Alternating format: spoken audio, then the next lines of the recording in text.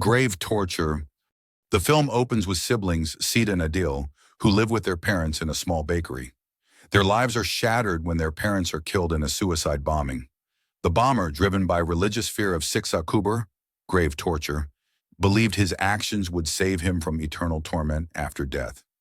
That horrific moment was the turning point in Sita's life. Losing her parents didn't just shatter Sita emotionally, but also broke the deep faith she once had in God. In her mind, there was no heaven, hell, or divine punishment for the wicked. She came to believe that religion was nothing more than a fear tactic for scaring people with tales of hellfire and grave torture to keep them in line.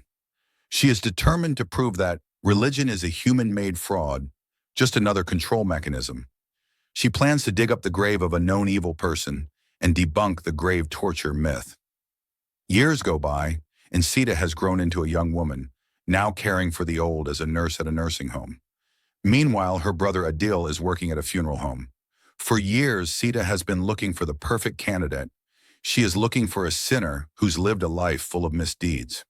Sita plans to lie down in the casket with this dead body to prove to everyone that grave torture is nothing but a fabricated myth designed to scare people into submission.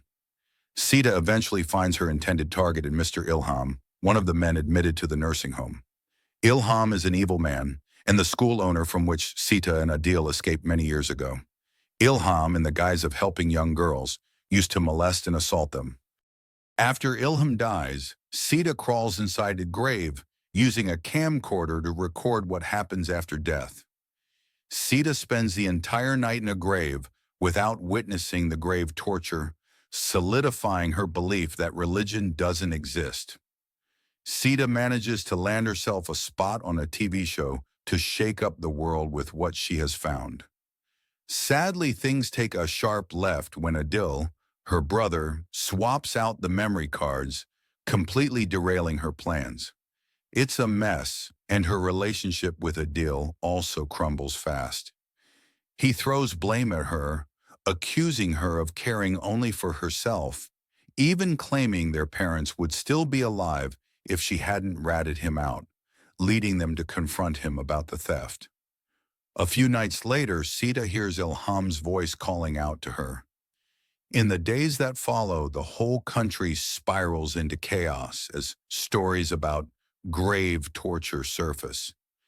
People start flocking to cemeteries armed with recorders, trying to capture the sounds of the dead suffering beneath the earth. And disturbingly, most of them find what they're looking for. Newspapers and TV networks blow up with reports claiming that grave torture is real and warning that anyone who denies God, his mercy or his punishment is doomed for hell. Sita, though, struggles to make sense of it all. If grave torture is real, how is it possible that someone as vile as Ilham can rest peacefully in his grave? She checks on Ilham's resting place to find answers. Sita lying beside Ilham's cold, lifeless body in the grave. Soon after, Sita sees a snake slithering into Ilham's mouth, and what follows is a gruesome spectacle where we see Ilham's lifeless body being brutally tortured in ways beyond imagination. His corpse is bathed in blood, bitten by countless snakes, and then devoured by a terrifying jinn with sharp teeth, repeatedly demanding, "Who is your God?"